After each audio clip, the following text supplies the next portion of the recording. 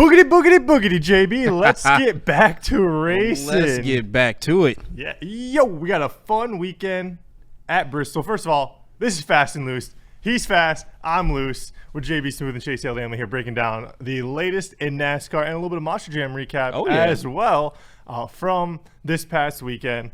So we had a fun weekend of racing down at Bristol Motor Speedway. And JB, your immediate thoughts and takeaways from the race? It was a pretty good race. I had to watch the replay because I was out with a couple friends. So obviously got back home a little bit late. So obviously popped back on the TV, everything that I recorded. It was a good race.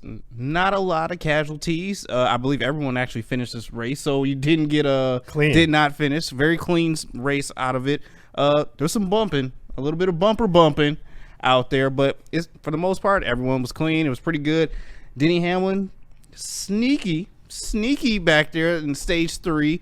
But hey, shout out to Kyle Larson. Just dominated every single stage and stayed out in front the majority of this whole entire race. I think he led 82% of the lap, 82.2% of the laps. 411. Yeah, 400. I'm just doing the math and timesing it by 2. It's like 411. It's like 822. Yeah. So it's like, yeah, he led like 82.2% of that race. Insane. I know Ryan Blaney led a good chunk of it too, but that was the only time that Kyle Larson wasn't, really dominating the race was during that green flag cycle in the in the third stage. Because after he took the lead from Alex Bowman, who started on the pole, everybody was chasing Kyle Larson. It wasn't you were chasing first place. It was who's going to come in second, because it was Kyle Larson's race to lose. Yes, absolutely. Kyle Larson's race to lose, and the win obviously goes to a special shout out to John Edwards, their PR representative that suddenly passed away earlier this week. Yeah. I'm not too sure what the causes were. I'm sure they'll figure it out, but blessings up to him, his family, and you could just tell that he wanted to win this race for John. 100%. It was an emotional weekend for Hendrick Motorsports, the sudden passing of John Edwards, who is their director of communications,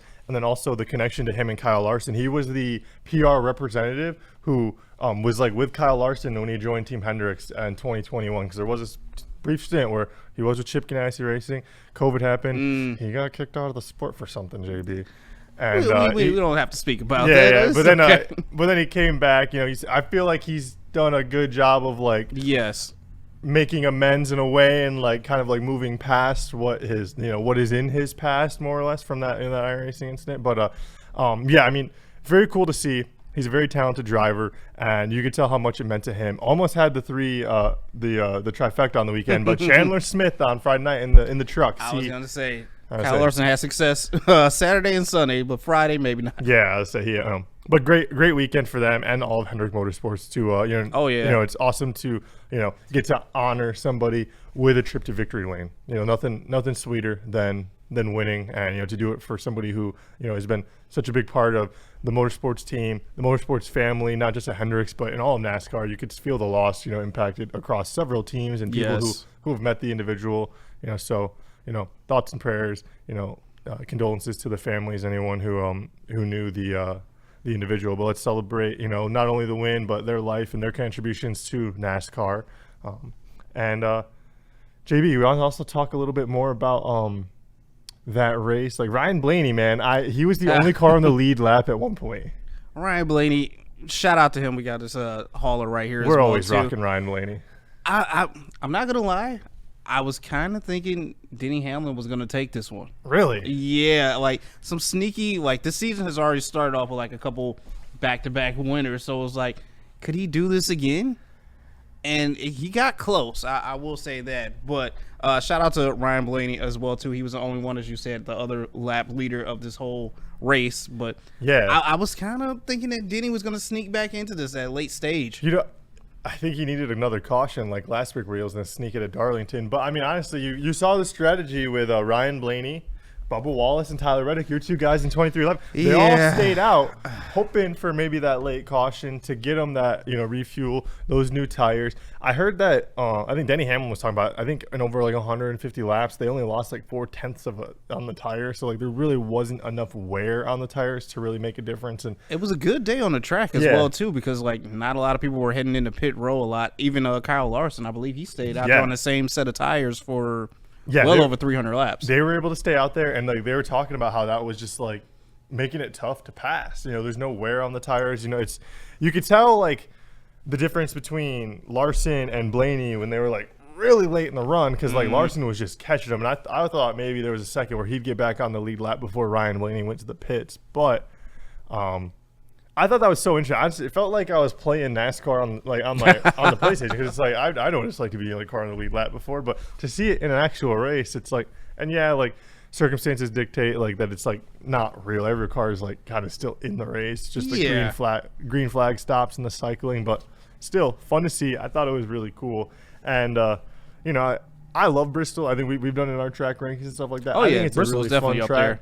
there. So you know, I would love to go there. It's the last great Coliseum. Not only did they get that like big, huge trophy, but the sword too. Like, oh, I forgot about the sword. Yeah, I forgot about the sword. So cool. Yes.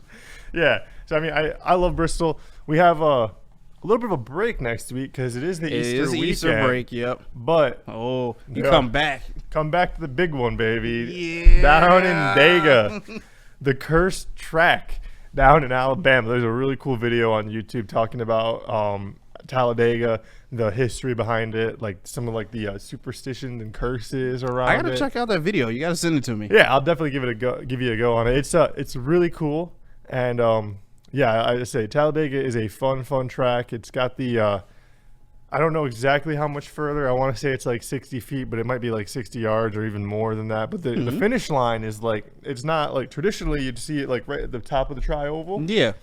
They put it's like past pit road.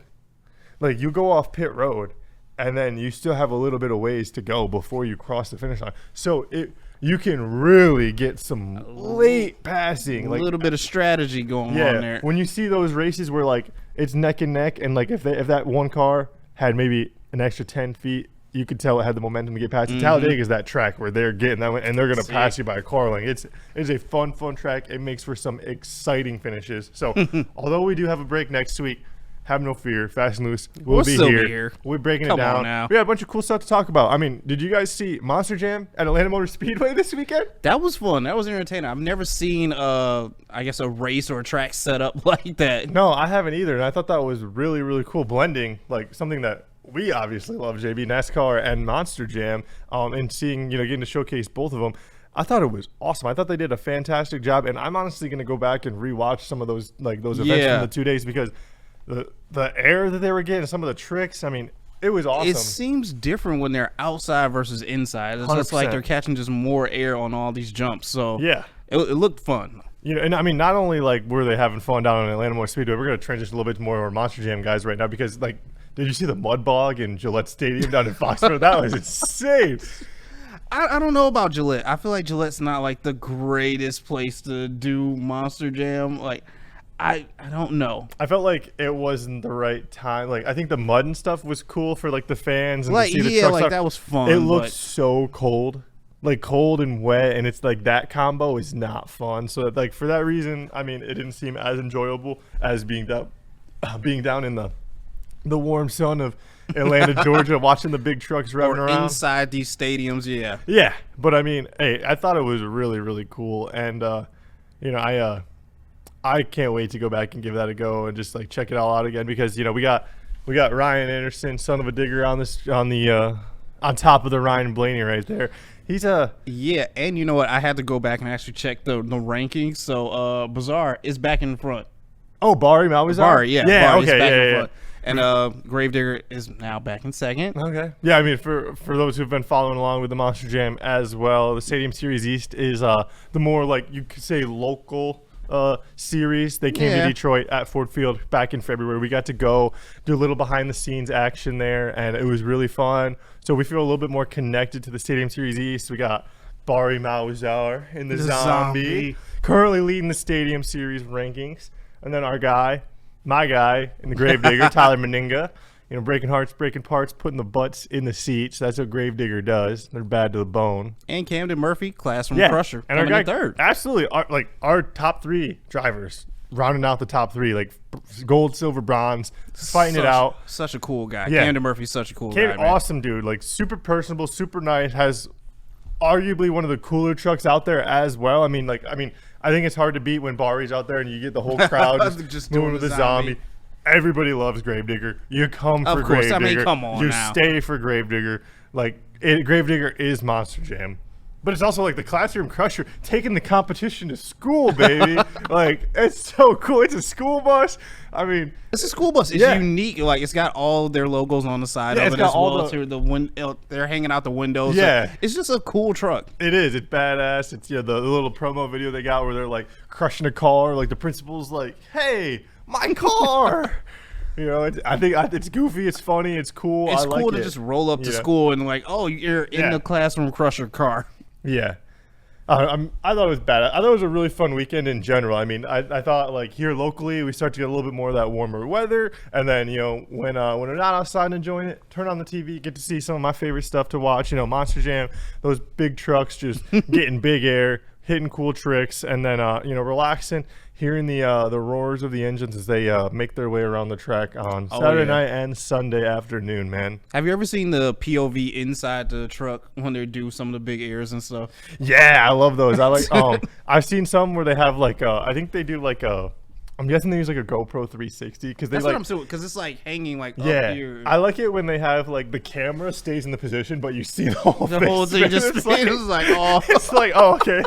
I think that's always so fun. But yeah, no, that's always so cool. I like watching him do the backflip, and then like when you see that view of them being in the truck and doing the backflip, and so I'm always like, oh, that's way scarier. That's a lot more scarier than you think. Just looking at it, and it's like, oh, I could do that. No, I cannot. I cannot. Yeah, and like just some of the other stuff they do, where it's like, I mean, too, like the way they're like manipulating and just steering and like hitting all these levers and shifting and stuff, like it is insane. They're really talented and really skilled. And a lot of people think it's just like, big truck go. Like, nah. There's a little bit of skill to this. It's not just skill, but a lot of like, you have to be a experience. Yeah, you got to be in it. These people don't just like drive the trucks, but they're also in there with the teams, working on them, telling them what's going on, what needs to be fixed and stuff like that. So they aren't just drivers, but they're mechanics and stuff too. I mean, our chick Cynthia Gautier, Lucas Oil stabilizer, she's always out there with the Lucas Oil getting after it down the farm. I see her, like as you said, on her farm, just working on her cars, her trucks, everything that she has. She's changed oil. There's oil changing videos with her. She's changing tires. She's doing everything, a little bit of everything out there. Yeah, hey, you need another farmhand. I'll make a trip out to Quebec. Hey, just need a passport. Yeah, you don't have a passport? I don't, or a enhanced license. I need to get out. I need to leave the country. Oh, come on now. Yeah, but we'll work on that. Maybe this year. So, but man, I want to dip into something we haven't really talked about at all yet, JB. What's up? But we did briefly touch on it a little bit last week. I had those pictures from the Grand Prix. Oh, yes. And we're going to tease this.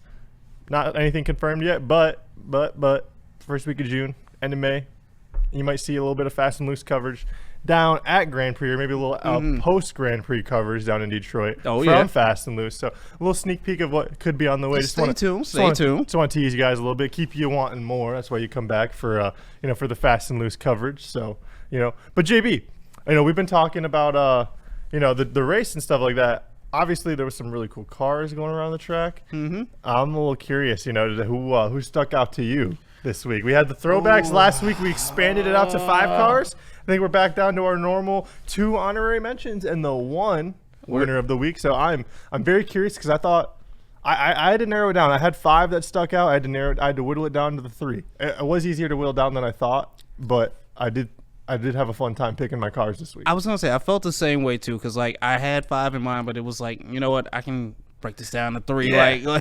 Just 3 just stood out just a tad bit more, and I wanted to be different this week as well too. Yeah, well, that's good to hear. Yeah, honestly, I thought about asking, like, do we want to keep it at 5? But then I needed a second to like go, like, take a step away, come back to it, and I was like, you know what, I can do 3. Maybe in another week when we get some heat coming out, maybe after a break when we come back to Talladega, maybe they want to throw it back a little bit. We'll expand it out, but we'll see. I think 3 is good for us, and like I said, you wanted to mix it up, so I'm ready to see what you got shaking out this week. Okay. Am I going first, or you want to go first? It doesn't matter, man. You want to go first? I think you go first. All right, I'll start us out this week. All right. So, start us off this week. I had my cars of the week. I want to give a quick honorable mention, or not even honorable mention. My first honorable mention, as I pull it up, is going to go out to Ross Chastain. Damn it! I thought we might be both thinking this one. The red flannel Busch Light car You threw it out last week. I felt bad missing it on my list with the big fish on there. I thought it was so cool. And then they had the red flannel. We got our guy flannel in the back right now. Shout out, man. And so I was just like, hey, that's really cool. Thought it was nice. You know, like I always like think back to the Busch series, and like I feel like Busch has an affinity to me. You know, the way that like Winston does with the Winston Cup series. So, yeah, Ross Chastain in that number 1 red flannel was a pretty cool looking car. That was a pretty cool car. Number 2, and I think I've been noticing this trend, JB. I'm a fan of the food cars. And this driver was doing really, really well. I was hoping they'd do. I feel like I know what you're about to say. But for my second honorary mention, JB, we're gonna ride the Dente with number 77, Carson Hocevar in the Chili's car. Oh, okay. Okay, not what you expected. Not what I was expecting. Okay, yeah. All right. I thought it was cool. I thought like I said too, like something about a clean white car that I just enjoy, and then like you can accent it with some nice colors. You know what I mean? Like I like how it says ride the Dente. It's not just Chili's. It's got like it's like advertising something specific, and like as we've learned, you know, like I kind of got a thing for these food cars. You know, obviously last week I picked the Wendy's car. We got the Long John Silver's car. I gave the shout outs to in the past couple of weeks. Shout out Long John Silver's. You know, something about him, you know, like I'm a fat boy at heart. So. I think we all are. Let's be honest. I have a sweet tooth, you know, and but rounding out, as I was kind of teasing with Ross Chastain and the Busch Light car and my affinity to, you know, the old sponsors of NASCAR, I saw something that I was really excited about, and I saw it a couple weeks ago and I forgot to mention it, and I was kind of upset, but you know, I was happy to see a newer version of it. I feel like the other version was an alternative. This is more of like getting back to the roots. AJ Allmendinger and the number 16 Grizzly nicotine pouches. Tobacco is back in NASCAR, baby. Tobacco is back in NASCAR. It used to be the Winston Cup Series, JB. That whole cigarette brand was the sponsor of ripping heaters, baby. Dart after dart after dart. I'm happy. It's nicotine pouches. It's not cigarettes. It's not the chew. But it's the pouch. Nicotine is back in NASCAR. Shout out Riley Herbst in the Lucy Breakers car. It's the second time I've seen him this year in that car. But that's an alternative. I want the real Grizzly, baby. Damn it. Harry Garrett used to drive the Skull. There was a Kenny Schrader used to drive the Skull car. There used to be a bunch of NASCAR tobacco sponsors. And like I said, the whole series was sponsored by Winston. So it's great. I love seeing tobacco back in NASCAR. I don't like to smoke tobacco. I don't enjoy tobacco. I don't like nicotine, but I love it in NASCAR. I love it in NASCAR. I love it. I'm not going to use it, but I like seeing the stickers on the cars. Well. So I feel like I mixed it up a little bit too this week. I feel like you mixed it up. I feel like I mixed it up as well too, but I don't think we mixed it up well enough for each other. Oh, that's funny. Honestly, great minds think alike, JB. So for honorable mention, number 3 on my list, I went with a food car as well on this one as well. The Kroger Oscar Mayer That looked good. My dad kept number 6. My dad kept. We were watching the whole we were talking on the phone for the last 100 laps. He was like that. I'm not gonna lie. The sandwich on the side of the car just made me hungry. The chrome numbers that RFK does too look sleek, bro. Those like RFK, you're doing it right with those chrome numbers. Number 2, you already mentioned this before, but Ross Chastain. I had to. That one, the flannel. Crack a cold one. It was sweet. It was nice. It just perfect color scheme. Just simple. It was just simple for me. I thought the mountains on the side of the car had such a nice complement to the red because they were like a more whitish color. I was like, that looked so beautiful. A little bit of an off-white compared to the white that was still on the side as well too. And number 1, I mean, you already said it. I don't chew tobacco. It's not my thing. I will say that green is my favorite color.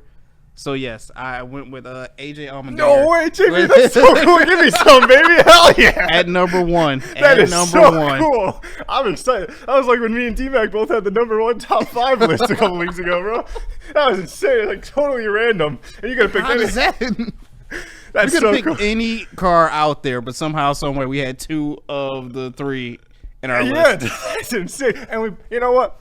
2.5 because we both went with the food theme on the other card too. That's very true. So too. Yeah, like we were pretty lockstep this week, and you know what? It's a good thing we are in lockstep, JB, because I think this is going to help us transition perfectly to our blind rankings.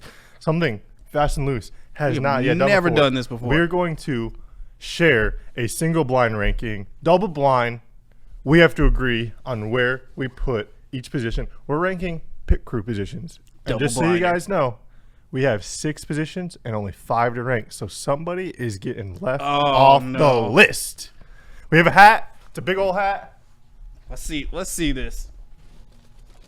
We're going to mix it all up. I'll give JB the honors because I went first with the blind rankings. He will pull the first card. He'll pull the odds. I'll pull the evens. And we'll decipher who goes where on the list. Oh, what we got? First up. Gasman. Ooh. All right. JB, where do you rank the Gasman? I mean, no gas, no go. That is true. No gas, no go. This does need to be up there at 1, but like I feel like there's more important names out there. Can we do 3? You know, if you know what? I don't hate that. I think we're playing it safe. Yeah, I'm trying to play it safe with this. But I mean, so I think it's fair. You know, like gas is important, but you know, let's see what else you got to put in the car. So you know what? Not too controversial yet. We'll start out with Gasman at number 3. All right, what you got? Let's go right here. Next up. Oh, hell yeah. I was glad we pulled this. The windshield cleaner utility man. This guy cleans off. He like grabs that piece of plastic off the windshield and he assists the driver. If the driver needs a drink or anything like that, he's like the utility man. He kind of just does it all. Doesn't always go jack of all trades. Doesn't always go over the wall because there's only 5 guys that go over the wall. But hey, if they need to, they will. You know what I mean? So I'm glad we pulled this, JB, because as we came up with the pit crew positions, you know, I was hoping that this one would get pulled so that way, like what I deem as a more important position. I know, right? Personally, I want to put this as 4 though. I want to. You can't see. I mean, yeah, I give you credit for that. Like, he is a jack of all trades, just trying to help out the driver as much as he can. Yeah. I mean, if he can't see, then, you know, your whole race is screwed. Yeah. I mean, realistically, I think they should go at 5, but part of me wants to be fun and put him at 4. Put him at 4. So what are you thinking, JB? So we got to agree on this. So what do you think? I feel like 4 isn't bad, but, like, I guess it's kind of like, I don't want to, like, demean his job, but, like, a lesser tier. So I don't. Yeah.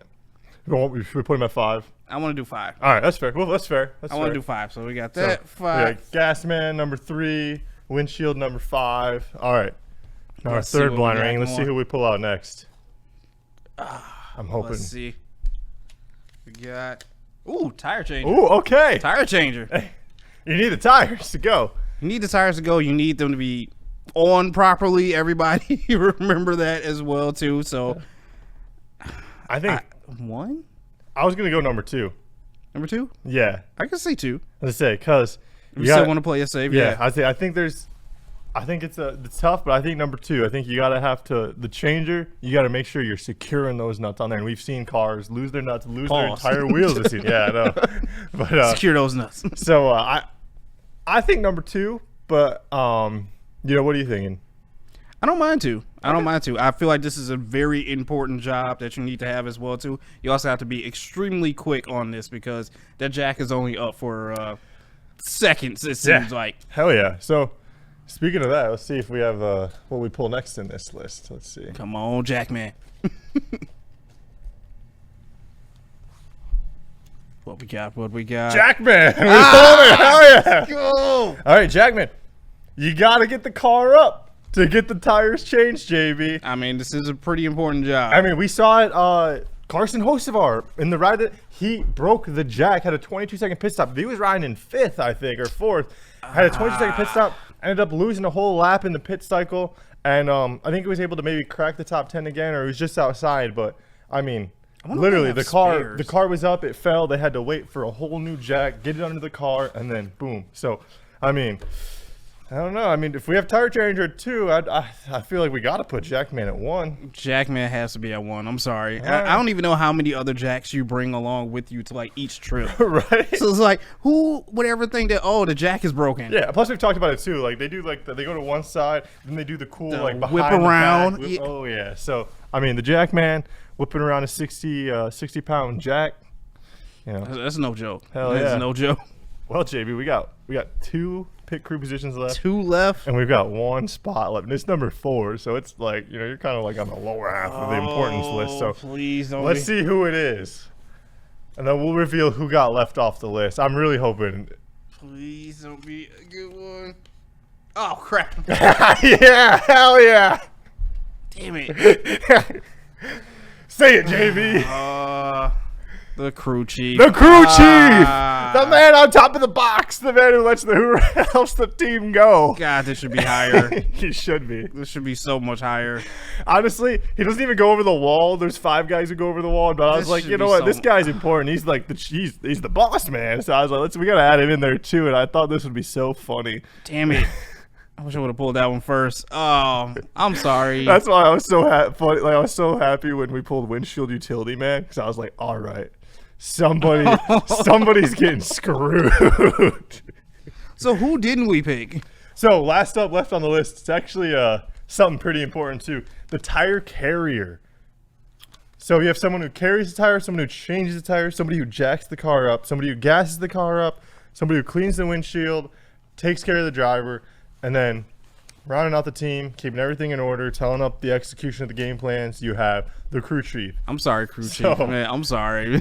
Yeah, I mean, hey, it's a blind ranking. This isn't how we wasn't expecting it. Yeah, this isn't how we view each position. This is just like some fun we have. So I mean, hey, but if you're Austin Dillon's crew chief, you're probably like shouldn't be left off the list. If you're Austin Dillon, you should just be left off the list. Oh, come on. No, we're Austin Dillon. We're never not going to get a little bit of Austin Dillon hate in here, JB. This is Austin Dillon hate. My dad was going in on the Austin Dillon hate with me. Not only he was dipping on the Richard Childress hate with me over the weekend, man. We were both having a fun time, just poo-pooing on them and the liars, the promise breakers, the pieces of shit. You're just hate for wrong. Hey, JB, no, they said they'd retire that. They said they'd retire that car. No one else would drive the number 3, and then because I'm gonna say some crazy shit, JB. God. All right, hold on to your butts. I'm biting my tongue. I was letting it loose with my dad, man. I was diving deep into the family history, and I was getting after it. I was just figuring out how deep it goes and how much bullshit they want to spew at us. And so we've been dealing with that crap for 11 years. Horseshit. Austin, no, you're still cool with me, bro. You're not cool with me. And I'll tell you to your face, you're not cool with me. And your grandfather, too. And your mom and your dad. His fucking cool dad's the general manager of the fucking team at RCR. And he's the son-in-law of Richard Childress. If it wasn't for his fucking mama coming out of Richard Childress' ball sack, he wouldn't even be driving the car. You hate this man so much. JB, I was saying some mean shit over the weekend. And I'm biting my tongue because I know we're going to have like maybe 18 to 20 people watch this. And I don't want them to hear me get too mean. But this is going to get back to him somehow, some way. I can't wait, Austin Dillon. I hope to God it gets back to you because the fact that you're out there disrespecting not only Dale Earnhardt, but all of NASCAR driving that car is absolute malarkey. You deserve nothing. You are awful. You suck. You're a bad driver. You're a bad. That's point blank. Period. Go look at everybody else he came in with and started his career with: Chase Elliott, William Byron, Alex Bowman. You would argue him and Alex Bowman are in the same tier, but Alex Bowman at least is out there putting up pole wins and stuff every week. Just hate this man so much. JB, I don't understand why. Because I love Dale Earnhardt. And I don't even have like a hated driver either. JB, I wouldn't hate him if he didn't drive the number 3 car. The fact that number 3 car is going around the track being disrespected with those poor performances that Austin Dillon calls his career. So what if he starts winning? Would you like him if he starts winning? No, I wouldn't. I would like him if he didn't drive the number 3 car. Because no one should drive that car. Ever. I admit that number should probably be retired. No one should ever step foot in front of that number. And he can drive it in the Truck Series, and he did. He can drive it in the Xfinity Series, and he did. Not in the Cup Series. The Cup Series is excluded from the number 3. And I think it's an absolute blasphemy that the Franchises and the people in charge of NASCAR have allowed this to go on. And it's only because it had a little bit of a downfall and they needed the popularity to bring it back up and whatever. But I don't give a shit. Disrespecting the late great Dale Earnhardt is absolute absolutely never tolerated by me. I can't stand it. It drives me up a wall. And to see that car, you know what my dad had? You know what he said to me? What's that? He said the number 3 car looked kind of good this weekend. And I said, are you kidding? Your dad's coming around. No, you take that bullshit somewhere else because I'm not putting up with it. All right? Your dad was coming around to it. I think I'm a pretty tolerant individual, but I'm intolerant to Austin Dillon and the number 3 car and Richard Childress Racing. If the promises and the lies. You know what? One of these favorite cars of the week is probably going to be Austin Dillon. You know that. He'll never, ever be one of my. He will be one. He will never make my list. He'll make your list. If we have a list of worst cars ever, I'm going to pull every car he's ever driven. And every number he's ever driven. That'll be my worst cars ever. The hate for this man. I don't. JB, he's out there. He doesn't deserve it, okay? He doesn't deserve it. He is a bad driver. If he wasn't the grandson of Richard Childress. He can't be a bad driver. Like, he's in the Cup Series, so. Only because of his name and his grandfather. If honestly, JB, like if you look at him comparative to other professionals and you just a blind resume it, he should not be driving. He is bad. He is a bad driver. Hey, look, I still love you. I got love for you. Yeah, I don't. You don't deserve it. You don't deserve anything except you will make it to one of his lists. No, you will never make it. You will make it. You're on my shit list. That's the list you've made. You're 100% on that list. But I can't. I can't, Austin Dillon, man. Gets your blood boiling. It does, man. My dad, I talk about it all the time with him when we're talking NASCAR. You know, he thinks it's horse shit too. He said Richard Childress promised that no one else would ever drive the number 3 car again. He broke that promise, and you know what? Richard Childress hasn't been shit. Richard Childress has never been shit without Dale Earnhardt. They have 6 championships in their racing tenure. I think it was one of those bad decisions Dale that they Earnhardt. made. Yeah, definitely one of those bad decisions that they made in the time of racing. They haven't been good since like 04 or 06 maybe. I mean, like you had Dale died. You had Junior still around for a little while. Yep. Then you had the falling out with DEI with him and Teresa Earnhardt. And then he joined Hendrick Motorsports. And what did you hear about RCR? Not shit. And what do you hear about him now? Austin Dillon, and Kyle Busch. Fuck you, Austin Dillon. Your brother's better than you. Ty. I'm a Ty Dillon fan, baby. Hell yeah. The number 10 car made my list last week, baby. I like Ty Dillon, and I don't hate the family. I hate you driving the number 3 car. And I'm pointing and looking at the camera so you know if you see this, it's you. This is definitely going to get back to him somehow, I'll clip it up and send it to him one day. I don't mind. I mean, it's never going to see it, but ugh. Oh, man, JV, I'm getting heated. Obviously, like I said, we got next week off, so we'll find some fun way to pack the show. I mean, obviously, we've done the blind rankings. You know, we've done the car rankings. Maybe we could do like up to this point season blind rankings, you know, with the card and stuff like that. Expand. Oh yeah, we could. Bit, you know, we could break down some of like the races we're looking forward to. Also, let's we're like 8 races, 9 races in the season. Let's start breaking down the playoffs and what we're looking at right now. Who's in, who's out? Playoffs. Yeah, who's in, who's out, and who's right on the edge. You know, so who we think might make it, who we think is going to end up falling out. So yeah, definitely. But I mean, oh yeah, but another fun episode with JB Smoov. He's fast, on loose, and we'll see you guys next week. Take it easy. See you next week. Happy Easter. Happy Easter.